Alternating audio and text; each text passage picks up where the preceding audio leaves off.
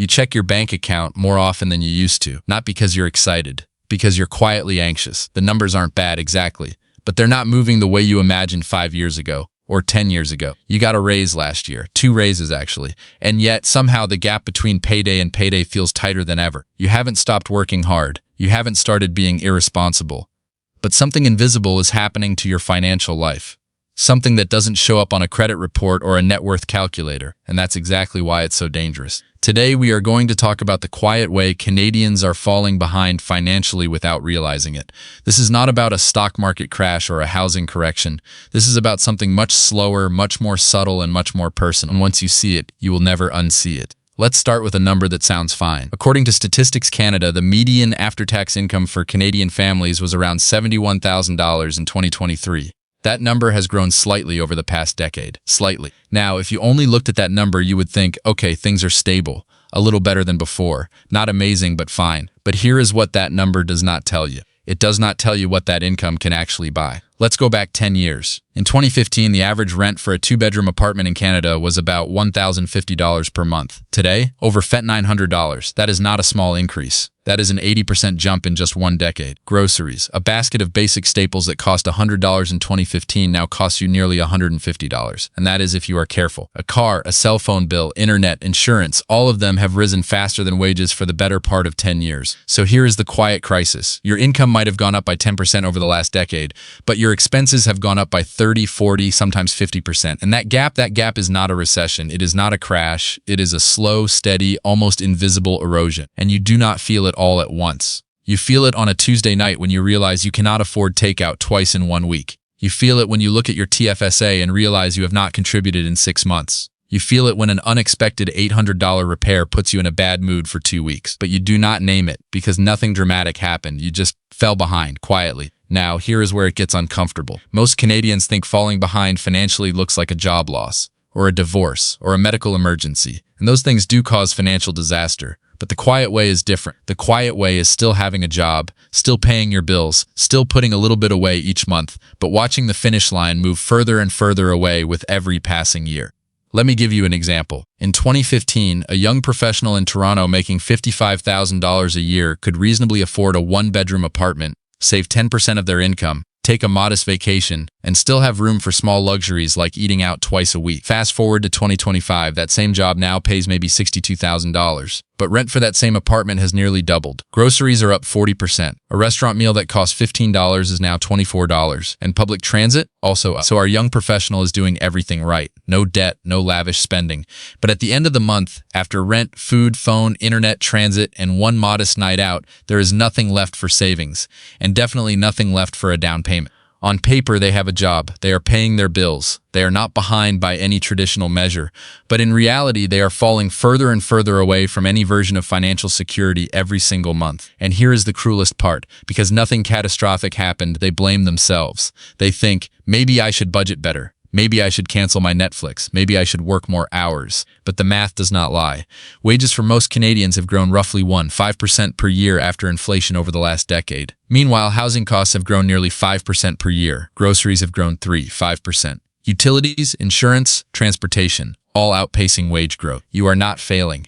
The game changed while you were playing by the old rules. So why don't more Canadians notice this? Because we are constantly told that the economy is growing, that GDP is up, that household net worth hit another record, and all of that is technically true.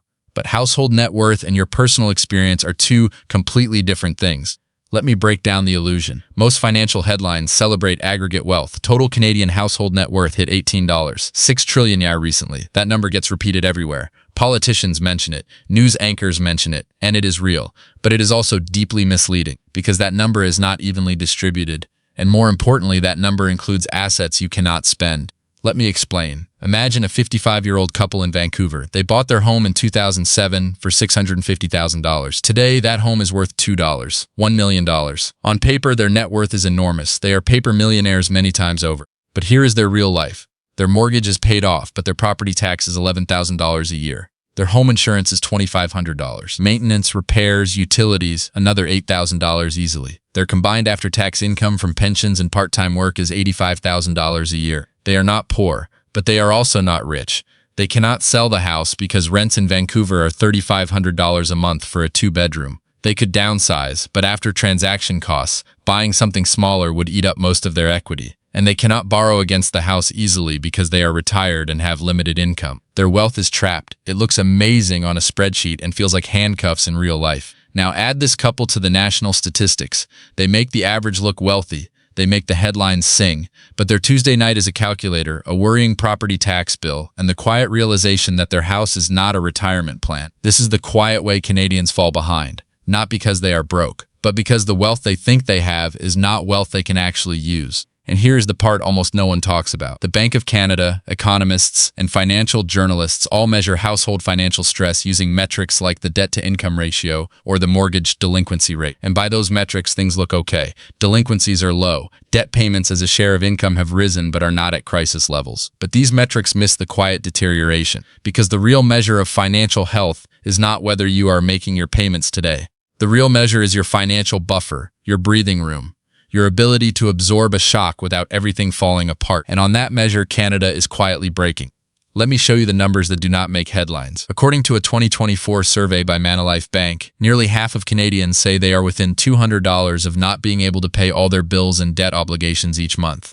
Not $2,000. $200. According to FP Canada, 2/3 of working Canadians live paycheck to paycheck. That includes people making six figures in expensive cities. The number has grown steadily over the last 5 years, and according to a recent Ipsos poll for MNP, more than half of Canadians say they are worried about their current level of debt and are not confident they can cover their expenses without going further into debt. These are not broke people.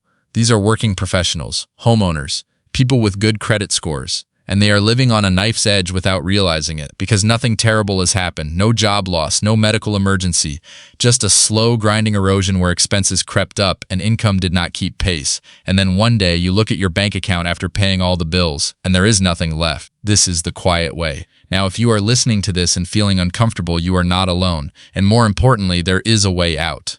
But the way out is not what you see on Instagram or TikTok. Let me give you the 3 things that actually separate the people who escape this quiet decline from the people who don't. Number 1, they stop benchmarking against the average. The average Canadian is falling behind quietly. So looking at what average people do is financial suicide. The people who escape do not care what their neighbors drive. They do not care what their coworkers spend on vacations. They do not care about keeping up with anything except their own financial plan. They understand that the quiet crisis is a social crisis. It affects most people. So fitting in means falling behind. Number 2, they separate their lifestyle from their housing wealth. This is the hardest one for Canadians. We are a country that has been trained for 20 years to believe that a house is a retirement plan. It is not. A house is a place to live, and in many cases, it is an anchor. The people who escape the quiet decline do not max out their mortgage. They do not borrow against their home equity for renovations or cars or vacations. They do not assume that the value of their house will always go up. They treat their home as a cost, not an investment, and they build their real wealth inside TFSAs, RRSPs, and non-registered accounts, liquid, diversified, portable, wealth they can actually touch. Number 3, they automate the boring basics. The quiet decline happens because life gets in the way. You mean to increase your TFSA contribution. You mean to pay down that credit card. You mean to build an emergency fund. But then the roof needs fixing, or the kids need braces, or work gets crazy, and another month goes by where you did nothing. The people who escape do not rely on willpower. They automate.